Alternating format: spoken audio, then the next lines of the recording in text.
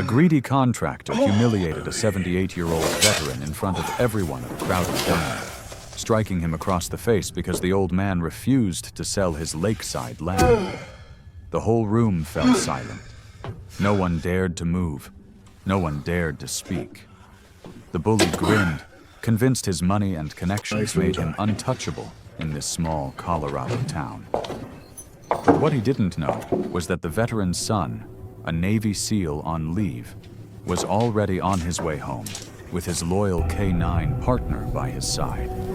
And when that door opened, Frost Valley was about to learn what true justice looks like.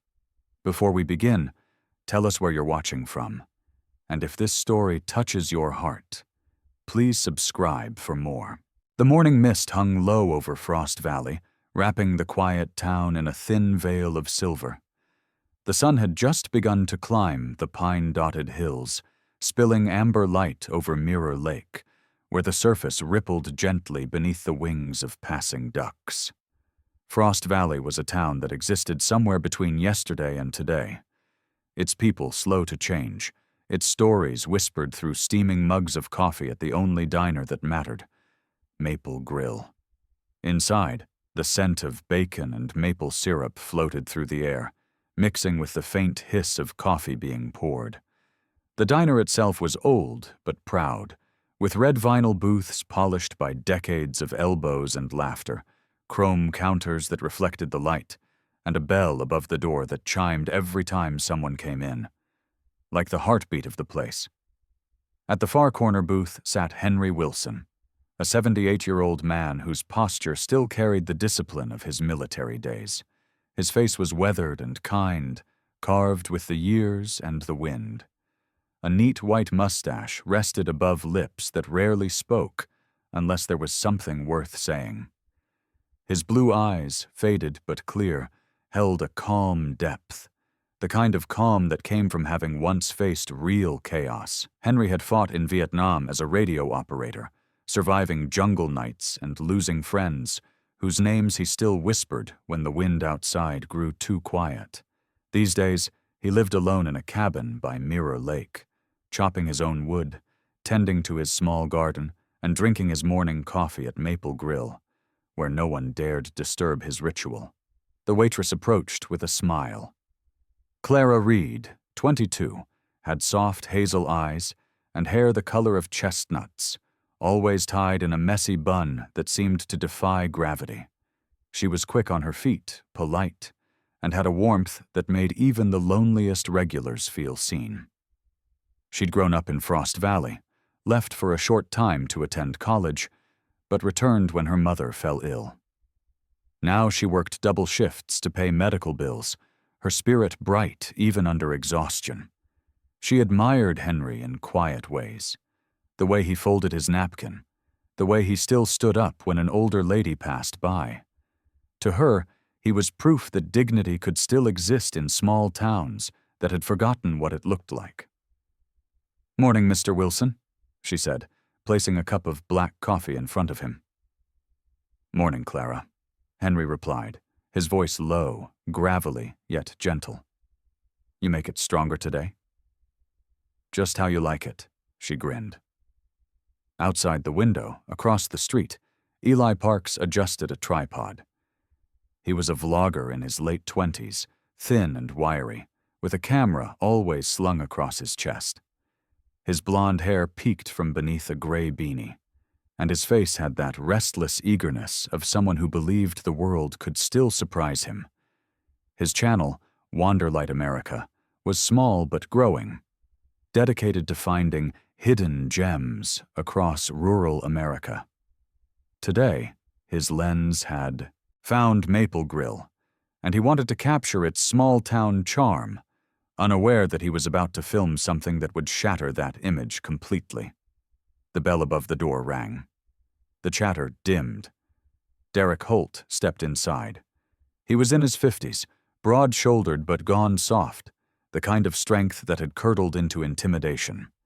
His once brown hair was streaked with gray, his jaw rough with stubble, and his eyes, a mean shade of green, carried a permanent squint, like he was always searching for someone to blame.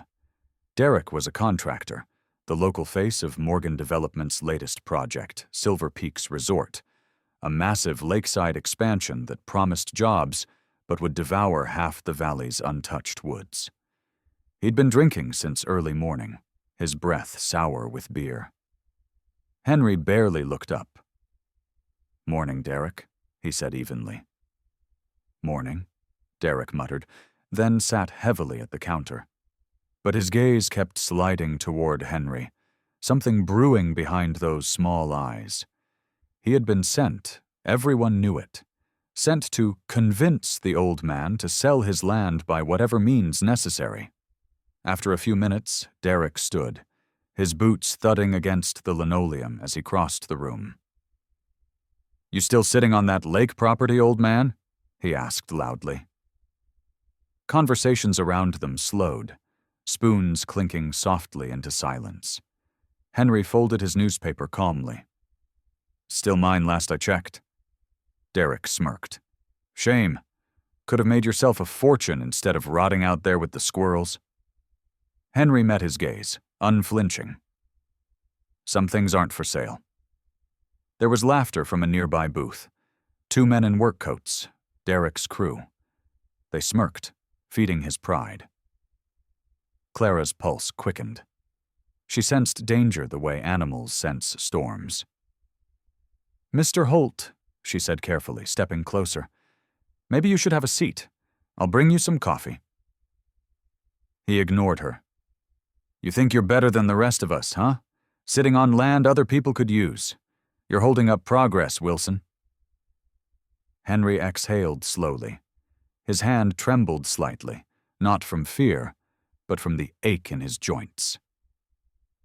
"Progress doesn't mean paving over everything worth keeping." Derek's smile vanished. He leaned in closer, his shadow stretching across Henry's booth. "You're an old fool." Clara's phone was already in her apron pocket. She pressed the camera button without looking down. The faint red dot blinked alive. Outside, Eli had turned his camera toward the diner, curious about the sudden stillness inside. Through the glass, he focused his lens and zoomed in. Henry placed a few bills on the table, meaning to leave. "I've said my piece," he murmured. But when he stood, Derek's hand came down on his shoulder, heavy and disrespectful. "Don't walk away from me," Derek barked, loud enough for the room to echo. The old man's patience snapped, not into anger, but into something colder. He looked Derek straight in the eye. "Son," Henry said, his voice steady, "I fought in a place where men learned respect the hard way. Don't make me teach you now." The insult hit Derek like a slap before the real one came. His hand lashed out, the thick gold ring on his finger catching the morning light before striking across Henry's face. The sound cracked through the diner, sharp, humiliating, final. Henry staggered back, his glasses flying off, his body hitting the floor beside the booth. For a heartbeat, no one moved. The only sound was the hiss of bacon on the grill. Clara froze, horror and rage tangling in her chest. Eli, outside, kept filming without realizing his hands were shaking. Derek straightened, breathing hard, the adrenaline of his own cruelty rushing through him. "That's what happens when you forget your place," he spat. Henry touched his cheek. It burned. The floor felt cold beneath his palm as he tried to rise, his mind flashing with faces long gone, his unit in the jungle, the boys who died calling for help that never came. He had survived worse, but never this kind of humiliation in his own hometown. Clara rushed forward. "Stop it!" she cried. "You've gone too far!" Derek turned, snarling. "Stay out of this, girl." But she didn't back down. "No, sir. You can't hit him like that. I recorded everything." Her voice shook, but she stood her ground. For the first time, Derek hesitated. Then he laughed, a hollow sound that tried to disguise fear. "You think anyone's gonna care? I run half the construction in this valley. The sheriff's my fishing buddy.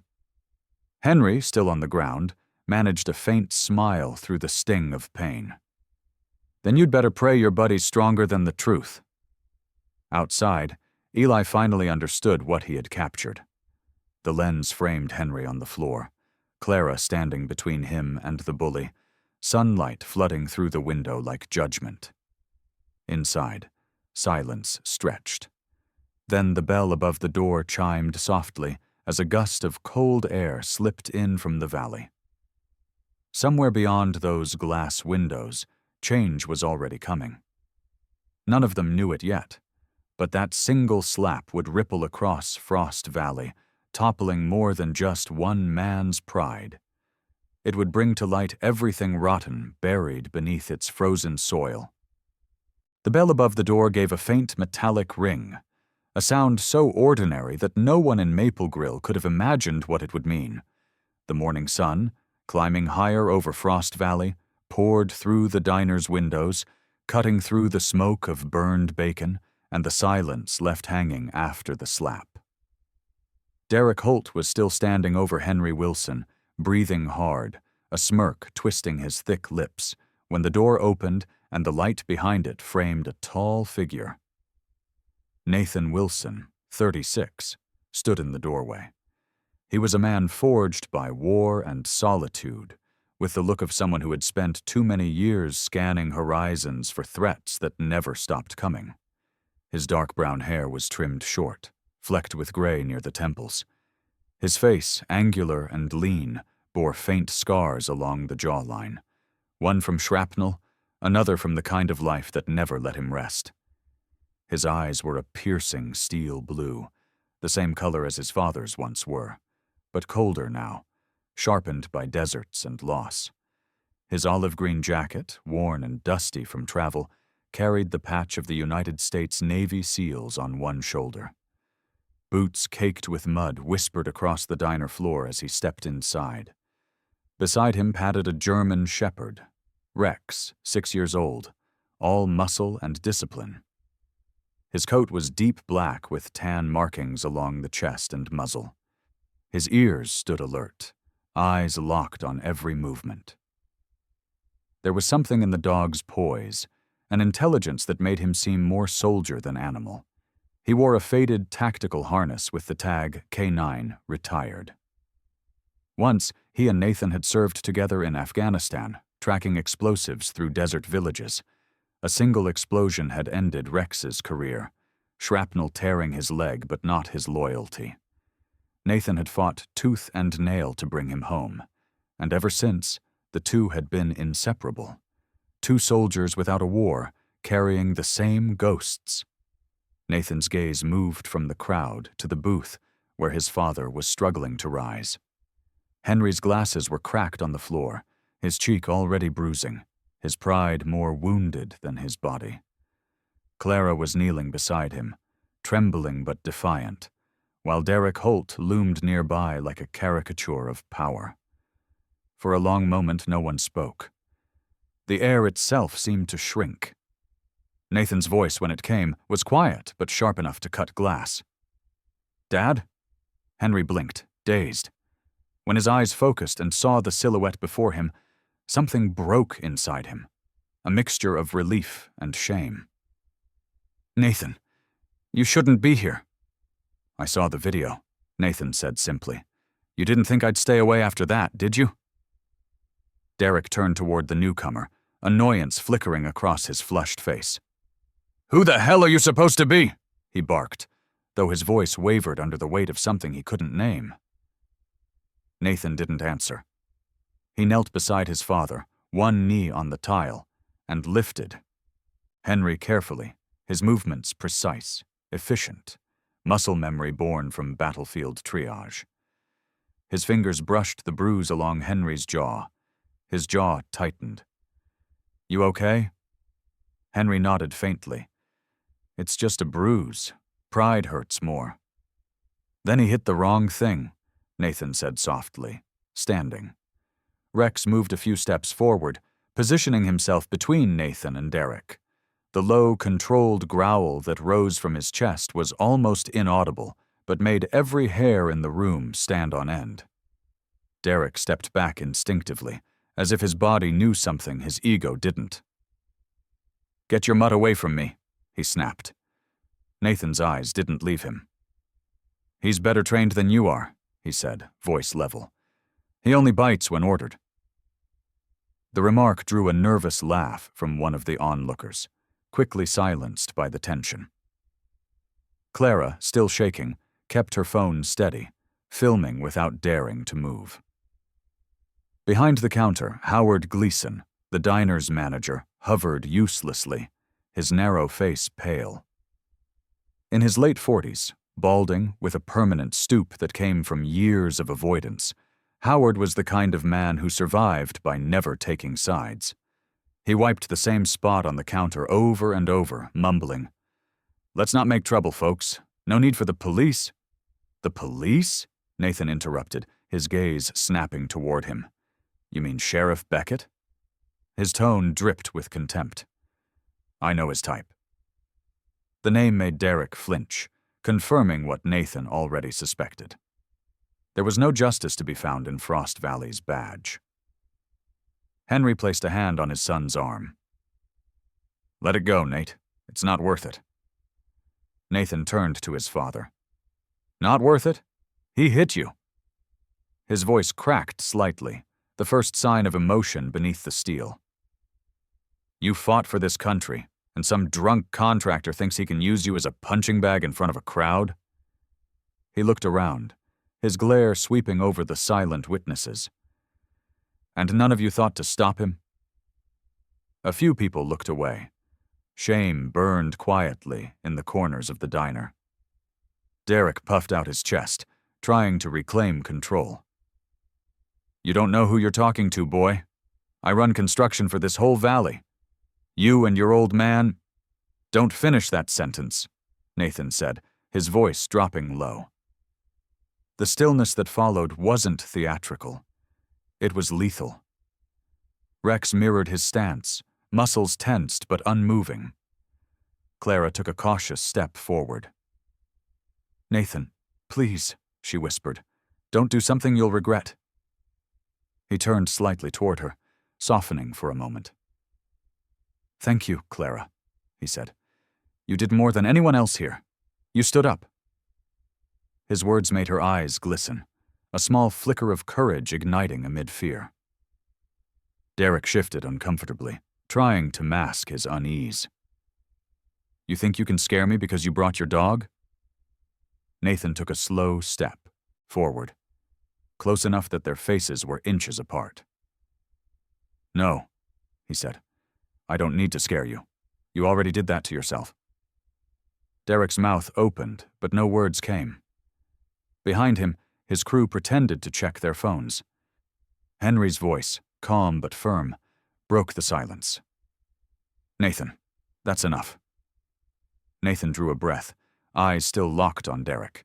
Then, with deliberate control, he knelt again to pick up his father's broken glasses and handed them to him. "We're leaving," he said quietly. As they turned toward the door, Derek muttered, "Coward." The words snapped like a whip in the air. Nathan stopped mid-step. The entire diner held its breath. He didn't turn immediately. He just stood there, back straight, head tilted slightly, as if considering whether it was worth answering. When he did face Derek again, his expression was unreadable, almost calm. "You know," he said slowly, "I've seen real cowards. They hide behind guns, behind walls, behind people smaller than them. You're not just a coward, Holt. You're a symptom." He turned back to his father and helped him out the door. Rex followed, but before leaving, the dog looked once more at Derek and let out a low, rumbling growl that seemed to come from somewhere deeper than his chest. A promise, not a warning. Outside, the cold air struck like truth. Henry leaned slightly on his son's arm, his breath visible in the crisp sunlight. The town around them went on as if nothing had happened, cars passing, birds scattering above the rooftops. But something invisible had shifted. The quiet civility of Frost Valley had cracked, revealing the rot beneath. "Son," Henry said softly, "I don't want trouble." Nathan stared down the empty street. "You already have it, Dad. You just didn't start it." As they reached the truck parked near the curb, Rex jumped into the back seat, settling instantly. Nathan opened the driver's door, but before climbing in, he glanced back toward Maple Grill. Through the window, Derek was still standing, trying to laugh it off to anyone who'd listen, but no one met his eyes. For the first time in years, Frost Valley wasn't silent because it was peaceful. It was silent because everyone inside that diner had realized the storm had found them. And it wore the uniform of a son who'd come home too late to find peace, but just in time for justice.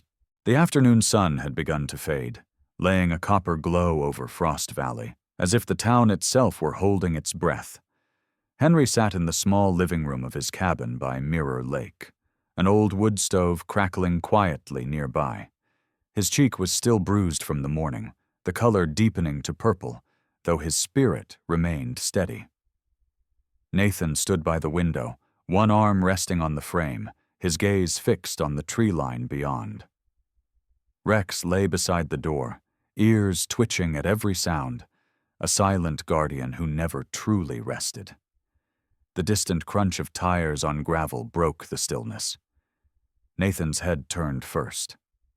A county sheriff's SUV, its white paint flecked with dirt, and the gold emblem dull in the waning light, rolled slowly up the driveway. The engine cut, and the driver's door opened with deliberate slowness. Sheriff Roy Beckett emerged, a man in his late 50s, thick-bodied but not fat, with a face that carried the weary arrogance of someone long accustomed to authority. His hair, once black, had gone steel gray at the temples. Deep creases framed his mouth, not from laughter but from frowning at people who disagreed with him. He wore the uniform like armor, star-polished, gun belt gleaming, and the confidence of a man who thought the badge made him untouchable. He walked toward the porch with a lazy gait, the kind that came from too many years of never needing to hurry. "Afternoon, Henry," he called, voice smooth as old whiskey, but carrying the chill of something practiced. "Heard about the little incident at the diner. Figured I'd come by, see if everyone's all right." Henry didn't stand. "We're fine," he said, though his eyes flicked to Nathan. Beckett's gaze shifted toward the figure by the window. His tone changed, measured, cautious. "And you must be the son. Navy, isn't it?" Nathan didn't answer. He just looked at him, and in that look was a quiet evaluation, one soldier assessing another kind of predator. Rex rose silently, stepping between them, his tail still, head low. Beckett smirked. "Nice dog. Hope he's got a license?" Nathan finally spoke, voice calm, but carrying an edge of restrained contempt. "He doesn't need one where he comes from." The sheriff's smile tightened. "Well, let's keep things civil. No one wants trouble. I talked to Derek Holt already. He says it was a misunderstanding. You know how tempers get in small towns." Henry's voice hardened. "A misunderstanding? He hit me, Roy, in front of half the town." Beckett exhaled slowly, scratching his jaw as if thinking. "Look, Henry, you've been around long enough to know how these things go. Holt's got connections, contracts with the county. If we start throwing words like assault around, it gets messy. You don't want that kind of attention." Nathan stepped closer, his presence suddenly filling the small room. "So you're saying my father should just forget it happened?" "I'm saying," Beckett replied, raising a hand in mock reassurance, "that I can smooth things over. Keep it out of the papers. No need to turn it into a spectacle. You folks aren't from around here anymore. Maybe you don't understand how business works now."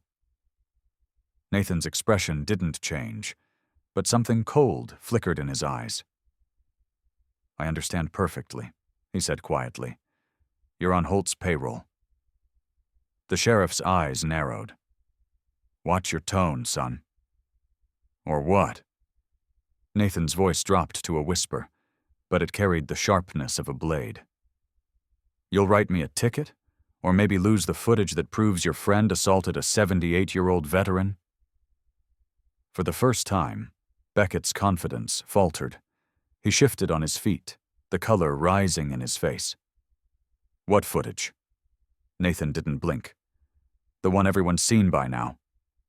Behind him, Rex let out a low growl. The sheriff's hand brushed the butt of his gun, not in threat, but out of instinct, as if the growl alone had peeled something raw inside him. Henry rose slowly, his voice steady. Roy, you used to be decent. What happened to you? The question landed harder than any accusation. Beckett's jaw clenched.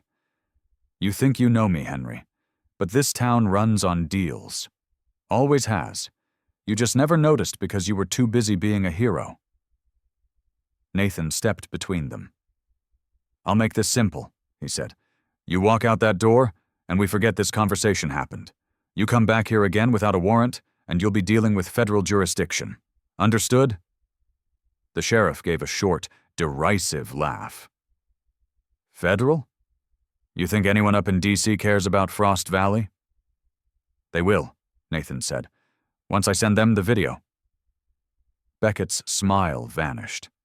He stared at Nathan for a long moment, realizing he wasn't bluffing.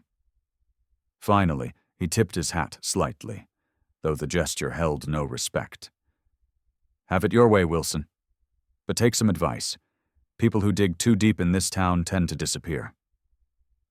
He turned and walked back toward his car, gravel crunching under his boots. The SUV started, headlights flashing once before fading down the dirt road. Henry let out a slow breath. He's in with them, isn't he? Nathan nodded. He's protecting something bigger than Holt. The question is, what?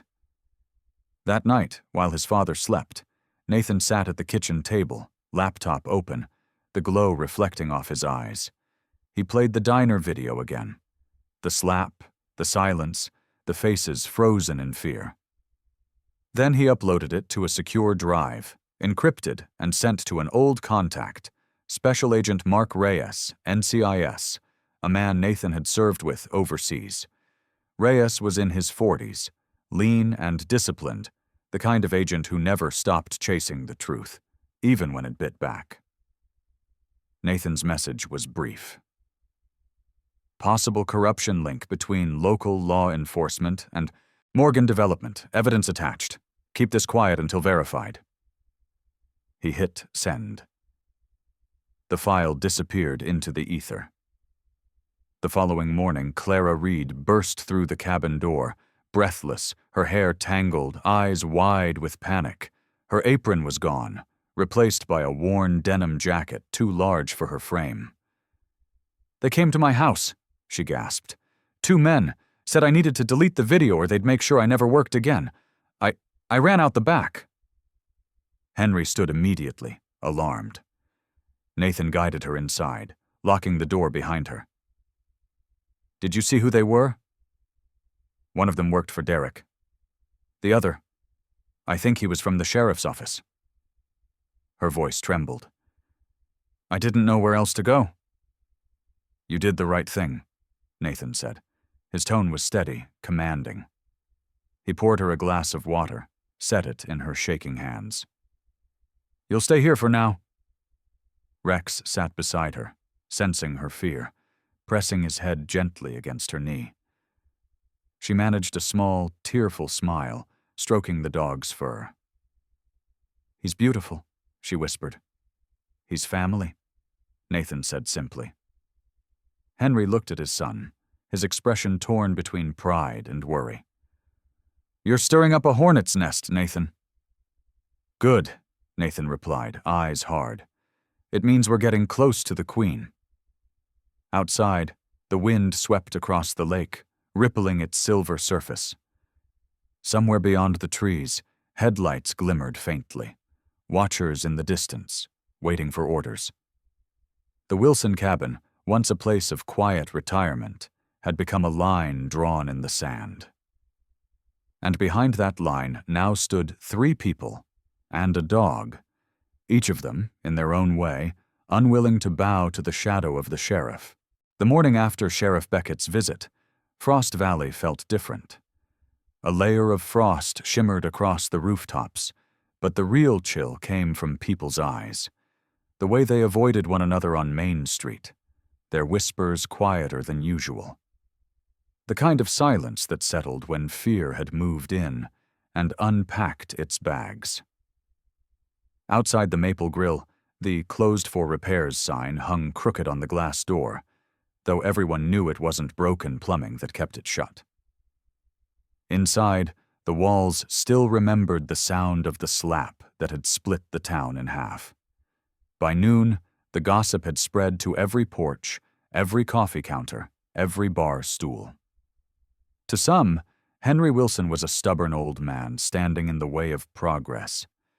To others, he was a veteran, wronged by a bully, proof that decency was dying in Frost Valley. People picked sides quietly, afraid of what choosing might cost them. Nathan could feel it in every stare when he walked through town. He had gone out early that day, wearing a dark jacket and a baseball cap pulled low, hoping to blend in. It didn't work. The people who once greeted his father now crossed the street instead. A woman at the grocery store dropped her eyes when he passed. A man at the gas station refused to fill his truck. Frost Valley had learned long ago that some things were safer not to see. Back at the cabin, Henry sat on the porch, wrapped in his old army blanket. Clara was beside him, trying to smile as she held a mug of coffee with both hands. Her eyes were swollen from lack of sleep. She hadn't gone home since the threats. The peaceful quiet of the lake had become a fragile shield, the only place where she felt untouchable, even though she knew better. Rex sat at her feet, head resting on his paws, eyes half closed but alert. Every few minutes his ears twitched towards the woods as if hearing things that humans could not. Nathan stepped onto the porch, carrying an old newspaper. The front page bore a headline in bold: "Veteran attacked in small-town diner. Video goes viral." Beneath it, a screenshot of Henry's face mid-fall, frozen in humiliation. "Eli posted it," Nathan said quietly. "Good," Henry muttered, though his voice lacked conviction. "Maybe now people will see what this place has turned into." Clara glanced up. "You think it's safe? For him, I mean?" Nathan shook his head. "Not even close." Far across town, Eli Parks was pacing inside a cramped, rented cabin near the foothills. His laptop screen was a flicker of chaos, hundreds of thousands of comments, shares, notifications exploding across social media. His channel Wanderlight America had gone from 5,000 subscribers to 500,000 overnight. But instead of joy, fear knotted his stomach. Eli's face, boyish beneath the beanie he still wore, was pale under the cold light of the monitor. His eyes darted toward the window every few seconds, expecting headlights to appear on the dirt road, outside. He had always dreamed of going viral, just not like this. He opened his inbox again, hundreds of messages. Some were from journalists wanting interviews, others from veterans offering support. But buried among them were darker ones. "Take it down if you know what's good for you. You don't belong in Frost Valley. Delete the footage or you'll disappear like the rest." He slammed the laptop shut and sat back, heart pounding. He wanted to call Nathan, but hesitation clung to him. He didn't want to bring danger to someone else's door. He didn't realize that danger was already moving on its own. At that very hour, in an office high above the valley, Daniel Morgan, CEO of Morgan Development, leaned against a floor-to-ceiling window overlooking his construction empire. He was in his late 40s, clean-cut, tall, and fit in the way men become when their lives are built on image. His black suit was immaculate, his tie a precise Windsor knot. But behind the calm veneer, his eyes were as sharp and cold as the steel beams his company raised across Colorado. Sitting across from him was Colt Rivers, his fixer, a lean man in his early 40s with tattooed knuckles, a buzz cut, and a jagged scar across his neck that no one dared ask about. Once a private contractor overseas, Colt had traded the desert for darker work stateside. He wore a leather jacket that creaked with every move and carried the quiet menace of a man who didn't need to raise his voice to make threats. Morgan's voice was low and controlled. "The video's spreading faster than I expected. Beckett's supposed to handle the locals, but he's slipping." He turned, eyes narrowing. "Clean it up." Colt smirked faintly. "Define clean." "Scare the girl, silence the boy, and send a message to the old man. We can't afford sympathy stories while investors are watching." Colt nodded once and stood, buttoning his jacket. "Consider it done." That night, frost thickened into ice. Nathan and Henry had finished supper, the cabin dim except for the flickering orange light from the stove. Clara was asleep on the couch, wrapped in one of Henry's quilts. The old man watched her quietly. "She reminds me of your mother," he said. Nathan, sitting near the window, gave a faint smile. "You mean stubborn?" Henry chuckled softly. "I mean kind, the kind that makes men brave." Before Nathan could reply, Rex suddenly lifted his head, his ears pricked, body going rigid. A low growl vibrated from his chest. "What is it, boy?" Henry whispered. Nathan was already on his feet, moving to the window. Across the yard, near the edge of the trees, a faint glow pulsed, orange, unnatural. His stomach tightened. "Fire!" he said. They ran outside. Smoke billowed from the direction of the old storage barn, the one Henry used for tools, and his old army memorabilia. Flames licked the dry boards, hissing like serpents. Nathan sprinted toward it, Rex at his side, barking sharply. "Stay back!" Henry shouted. But Nathan didn't listen. He grabbed a shovel, slamming open the barn door. The heat seared his skin as the air rushed out in a burst. Inside, boxes were already burning, old letters, uniforms, photographs curling into ash. Rex lunged toward the flames, barking madly, until Nathan yanked him back by the collar. "Rex, heel!" he commanded, pulling the dog clear of the smoke. He spotted the glint of something metallic by the doorway, a red gasoline can, half empty. Deliberate. Henry arrived coughing, eyes wide with disbelief. "Who would—" "We both know who," Nathan said grimly. They spent the next hour fighting the blaze with buckets from the lake, their hands blistered and clothes soaked. When it was over, the barn was a blackened skeleton against the moonlight. The smell of burnt wood and oil clung to everything. Henry stood staring at the ruins, his face hollow. "That barn was 50 years of my life," he murmured. Nathan put a hand on his shoulder. "Then we rebuild, but we don't forgive." Rex pressed against Henry's leg, whimpering softly. The reflection of the fire still danced in the old man's eyes, like the ghosts of everything he'd lost, and the promise that he wouldn't lose again without a fight. From across the lake, hidden beyond the tree line, Colt Rivers watched through binoculars. The faint ember glow illuminated his expression. Cold satisfaction mixed with calculation. He took a drag from his cigarette and flicked the ash into the snow. "Message received," he muttered before walking back toward the idling truck. Inside the cabin, Nathan stood by the window, watching the smoke drift upward into the night. Frost Valley had turned cold, but not from the winter. It was the kind of cold that came from betrayal, the slow freezing of a town's soul. He looked at Rex, and then at his father, who sat quietly at the table, staring at a half-burned photograph in his trembling hands. "Dad," Nathan said softly, "they just declared war." The snow had started falling again over Frost Valley, soft and silent, as if the heavens were trying to bury the town under a blanket of forgiveness it didn't deserve. The charred remains of Henry's barn still smoked faintly, a black wound on the white landscape. Nathan stood there in his heavy coat, his breath visible in the cold air, eyes fixed on the lake where faint ripples carried the reflection of the fire that had almost taken everything. Beside him, Rex sniffed the ground, tracing the scent of gasoline, a low growl rumbling deep in his throat like a memory he couldn't let go. Henry was inside, resting.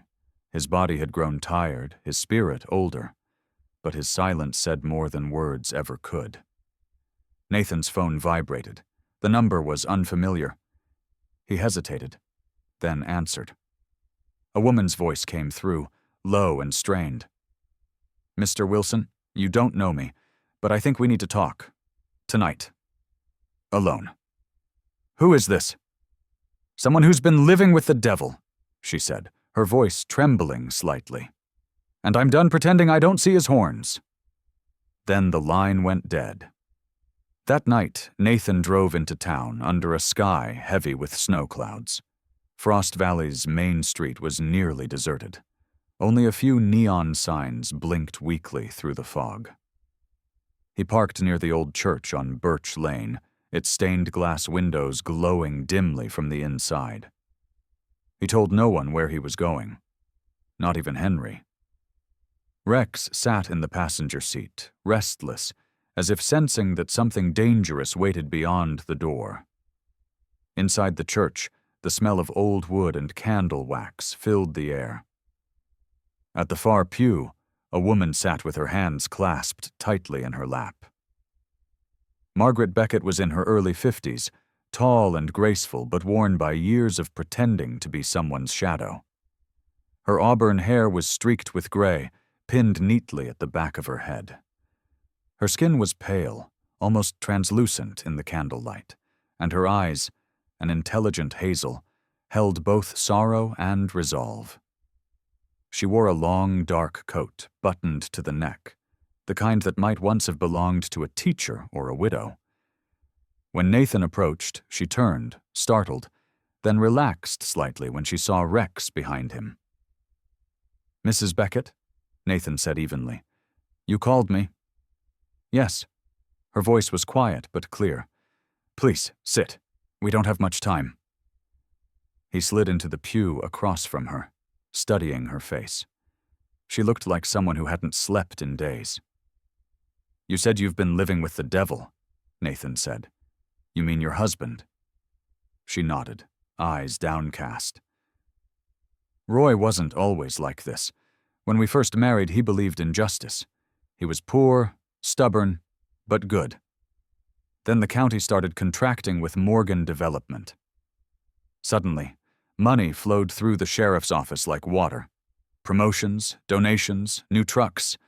Everything seemed easier. And Roy, he changed." She paused, fingers twisting her wedding ring. "I pretended not to see it, until I couldn't anymore." Nathan waited, saying nothing. He knew the sound of guilt when he heard it. Margaret opened her purse and pulled out a small silver flash drive, its surface scratched and dull. "He doesn't know I have this. Roy keeps recordings of his meetings with Morgan, insurance, he calls it. I found them hidden in his desk. One of them was about your father." Nathan's jaw tightened. "What did they say?" Her eyes met his, tears forming but refusing to fall. "They were planning to take his land no matter what. If he didn't sell, they'd make an example. Derek Holt was paid to provoke him. The fire was supposed to be a warning." She swallowed hard. "Roy said if it didn't work, they'd plant something on your family. Drugs, maybe a gun, enough to ruin your names before anyone cared to listen." For a moment, the church was completely silent, except for the faint creak of the wooden pews. Nathan felt something inside him go still, an anger too deep for shouting. "You realize what happens when I take this to the feds," he said quietly. "Your husband's done." So is Morgan. I know, Margaret said. Her voice broke slightly. I'm done living with what he's become. I don't care about the badge anymore. I just want my conscience back. Rex shifted, sensing Nathan's tension. The flickering candlelight made their shadows stretch long across the aisle, merging together like two figures standing at a crossroads. Why come to me? Nathan asked finally. Why not the FBI yourself? She gave a bitter, tired laugh. Because I've seen what happens to people who go to them first. The ones who try to blow the whistle, accidents, suicides, missing persons. Roy's got friends everywhere. But he doesn't know what I took. If you act fast, you can still expose them before they bury it. Nathan reached across the pew. His gloved hand closed over the flash drive. You're taking a big risk. So are you, she said softly. But you're the only one left in this town who isn't afraid. For a moment, neither moved. Snow pressed gently against the stained glass windows, muting the world outside. Then, footsteps echoed faintly from the rear of the church. Margaret's head snapped toward the sound, her eyes widening in panic. He's here, she whispered. Nathan stood instantly, body tensing. Rex bared his teeth, low growl reverberating through the empty pews. The heavy doors creaked open. A figure stepped inside. Deputy Alan Pierce, a tall man in his early 30s with a long, thin face and cold eyes that matched his slicked-back blonde hair. His uniform was crisp, boots polished, but there was nothing lawful about the smirk on his lips. "Evening, Mrs. Beckett," he said lazily, voice echoing against the stone walls. "Sheriff's been looking for you. Said you left home in a hurry?" Margaret rose, trembling. "Alan, please." "Don't," he cut her off. "You know I like you, ma'am, but you've been talking to the wrong people." His hand rested casually on his holster. "Now why don't you hand over whatever it is you took, and we all pretend this never happened?" Nathan stepped between them. "Not tonight." Pierce tilted his head, studying him. "You must be the SEAL boy. Heard about you." He smirked. "Thought you'd be taller." Nathan didn't answer. The air grew tight, brittle. The deputy's smirk faltered when Rex growled, his hackles rising. "You should call off your dog," Pierce muttered. "He's not mine to call," Nathan said evenly. For a tense few seconds, no one moved. Then Margaret whispered, "Nathan, go, take it and go. He won't shoot me." But Nathan knew better. He had seen men like Pierce before, young, arrogant, drunk on borrowed power. He edged backward, motioning to Rex. "Stay close." Pierce's hand twitched toward his gun. That was enough. Rex lunged forward with a deep snarl, teeth flashing in the candlelight. The deputy stumbled backward, crashing into a pew, his weapon clattering away. Nathan grabbed Margaret's hand and pulled her toward the side exit. They burst into the night as the church bell tolled once, the sound deep and mournful. Snow fell heavier now, swirling around them as they sprinted toward Nathan's truck. Rex leaped into the back as Nathan started the engine. Margaret clutched the dashboard, breathing hard. "He'll go straight to Roy," she said between gasps. "Good," Nathan replied. "Then we won't have to look for him." As they drove away, the lights of Frost Valley flickered behind them like dying embers. Nathan glanced at the flash drive in his hand, its metal surface catching the glow from the dashboard. Inside it was everything. The truth, the rot, the proof of what they'd done. The evidence that could burn down the entire kingdom of corruption that had poisoned his hometown. And beside him sat the one woman brave enough to light the first match. The dawn that broke over Frost Valley was not like any other. The sky was washed in a pale silver light, cold and silent, as though nature itself was holding its breath for what was coming.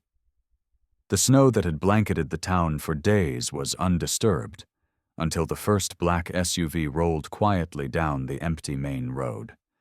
Its tires made no sound, its tinted windows reflecting the ghostly light of morning. Then came another, and another. Within minutes, 6 unmarked vehicles moved in formation through the sleeping town, turning past the diner, past the church, and toward the sheriff's office. Nathan watched from the ridge overlooking the valley, binoculars pressed against his face.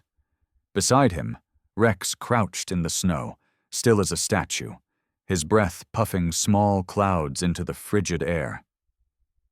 "They're here," Nathan murmured, lowering the binoculars.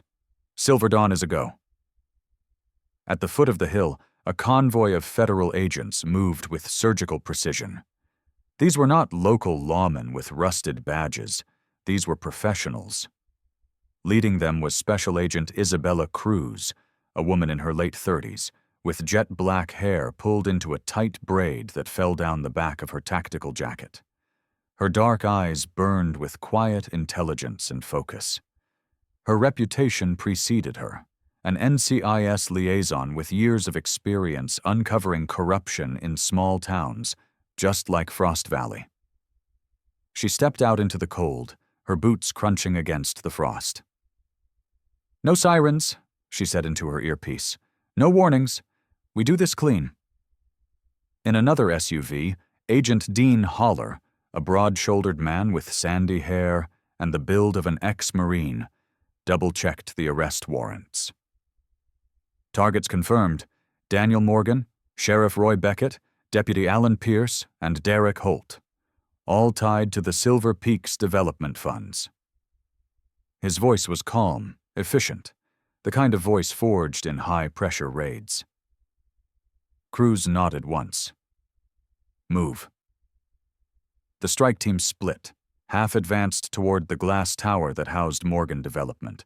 The others moved on the sheriff's station. The sound of boots against concrete filled the air like the rhythm of judgment.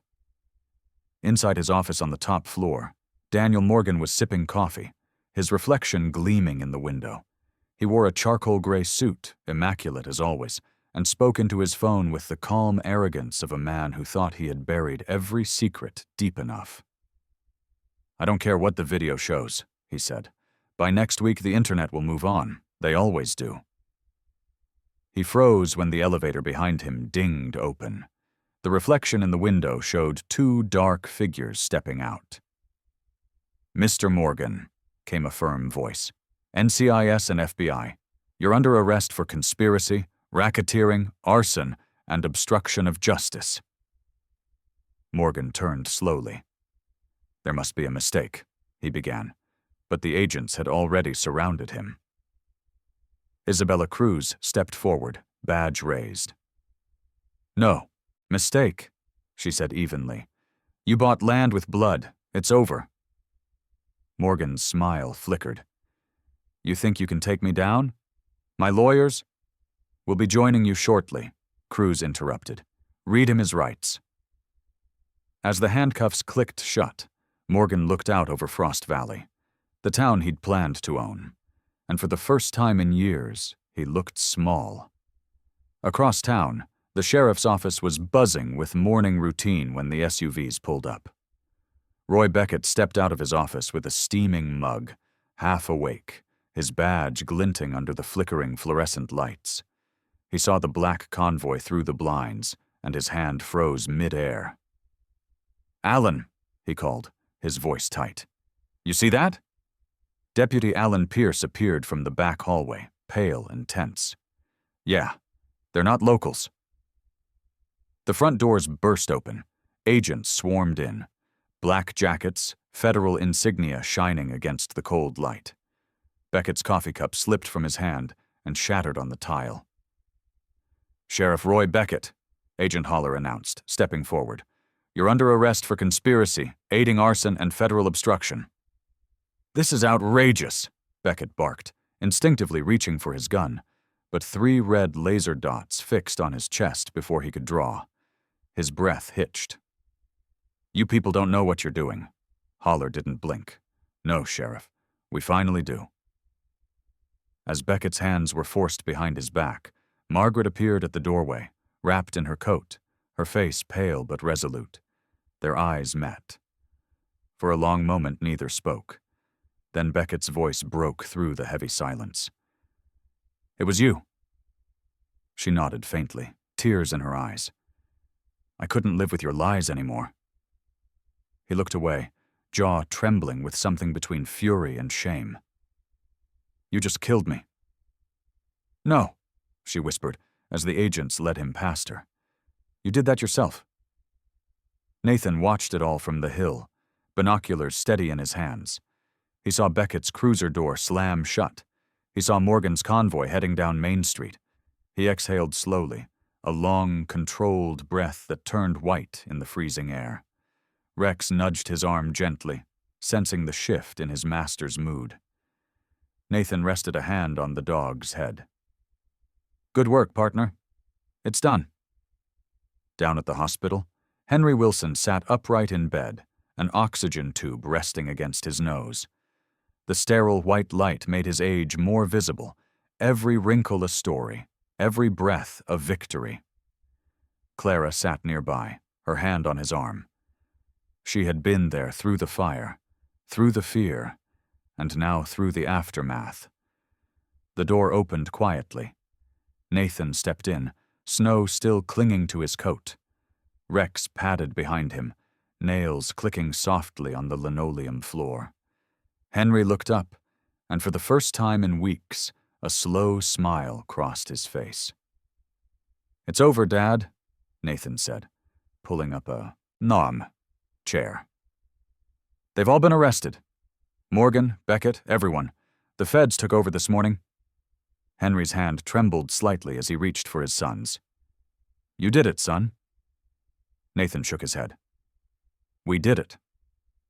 On the small TV mounted in the corner, the local news played. The headline scrolled in bold letters. "Veterans Assault Video Exposes Major Corruption Ring. Federal Raid in Colorado." The reporter's voice carried emotion even through the static. "The story of 78-year-old veteran Henry Wilson has touched hearts nationwide, sparking an outpouring of support and renewed calls for small-town accountability." Clara wiped her eyes. "You're famous, Mr. Wilson." Henry chuckled weakly. "I'd rather be forgotten if it meant the town was clean again." He turned to Nathan, his grip tightening. "I fought for this country a lifetime ago," he said softly. "But you just saved its soul."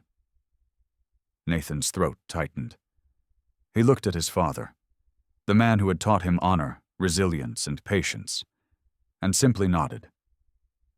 Outside the hospital window, the first sunlight of the new day broke through the clouds, spilling gold across the snow.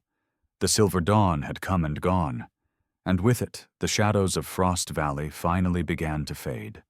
Rex stood near the window, tail still, watching the world beyond, a silent sentinel, guarding what they had reclaimed. Spring came quietly to Frost Valley, melting the last traces of snow that had buried the town's shame. The lake thawed first. Mirror Lake, its surface breaking apart into silver fragments that caught the morning sun like glass. From its reflection, the town seemed reborn. Small houses painted anew, shopfronts repaired, laughter returning to porches that had known only whispers and fear. Henry Wilson sat on the same wooden bench he had built 40 years ago, overlooking the lake that had survived every storm. He wore his old wool coat and a flat cap, the lines on his face softened by the warmth of sunlight. His hands, though still scarred from that night, were steady as they held a cup of steaming coffee. There was peace in his posture, not the kind that comes from forgetting, but from forgiving what must be left behind. Across town, the Maple Grill opened its doors once again. Inside, the scent of fresh bread and roasted coffee filled the air, where months ago tension had choked every breath. Behind the counter stood Clara Reed, no longer the timid waitress who hid behind fear. She was now the manager, confident, composed, her chestnut hair tied up neatly, a small golden locket at her neck that caught the light when she smiled. The townspeople greeted her with genuine warmth, the same people who once averted their gaze. A journalist from Denver had visited the week before, writing a story about the young woman who helped spark justice with a single recording. But Clara didn't talk about fame. She talked about rebuilding, about making the diner a place where no one felt powerless again. She hired veterans, widows, and locals who had lost their jobs under Morgan's control. Every day, she stood by the window and watched as people came not just for breakfast, but for belonging. The bell above the door jingled, and Derek Holt stepped in. He looked different, thinner, humbler. His once heavy frame now carried the lean muscle of someone who had learned the meaning of labor. His face, usually flushed with arrogance, was lined with exhaustion, his eyes subdued. Wearing an orange reflective vest marked Community Service Division, he removed his cap respectfully. Clara met his eyes. There was a long silence before she spoke. "Coffee's on the house," she said. Derek hesitated. "You sure you want that on your conscience?" "I've carried worse," she replied softly. He nodded, guilt heavy in his shoulders. Derek had been sentenced to 6 months of community labor under the state's restitution program. Every morning, he worked alongside volunteers rebuilding homes burned during Morgan's intimidation campaign, his own hands repairing the damage they had once helped create. At first, the locals watched in cold silence, but in time, even Frost Valley's hearts thawed a little. After his coffee, Derek left a folded note and a small wooden carving on the counter, a dog sitting beside a soldier's, boots. Clara didn't need to read the note to understand. Redemption was not in words, but in what one chose to rebuild. A few streets away, Eli Parks stood in front of the Frost Valley Cinema as people gathered for the premiere of his new documentary. The Man Who Stood Alone. He had traded his beanie for a simple blazer, his blonde hair still messy but now styled with purpose. The film, shot from the footage he risked his life to protect, told the story of Henry's dignity, Nathan's courage, and the town's reckoning. Eli hadn't slept the night before.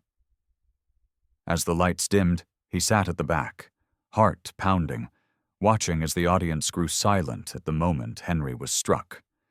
The same sound that had once echoed through the diner. But when the film ended, the silence turned to applause, long, loud, and heartfelt.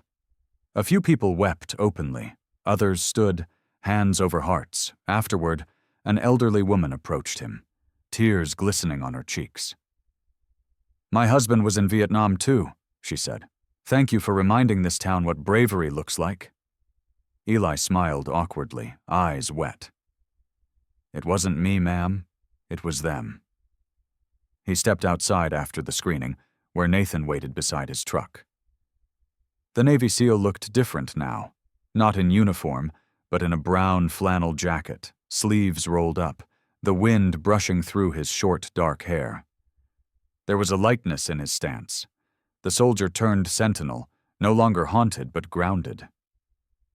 "You did good, Eli," Nathan said, shaking his hand firmly. Eli grinned. "You sure you're not mad I used your name?" "Depends," Nathan said. "Did you make me taller?" "Only by 2 inches." Nathan chuckled. "Then we're good." They stood there for a moment, watching the townspeople filing out of the theater with the quiet satisfaction of people who had seen their truth set free. Later that evening, Nathan drove up to the ridge with Rex beside him. The German shepherd, now 6 years old, had a few gray hairs around his muzzle, but still carried the alert grace of a soldier. His amber eyes caught the last light of sunset as they looked over Frost Valley, the same valley that once burned and now glowed with renewal. Nathan parked near the same spot where he had watched the raid unfold months earlier. Down below, The new roofs of rebuilt homes shone pale gold in the dying light. A church bell rang in the distance, marking the hour.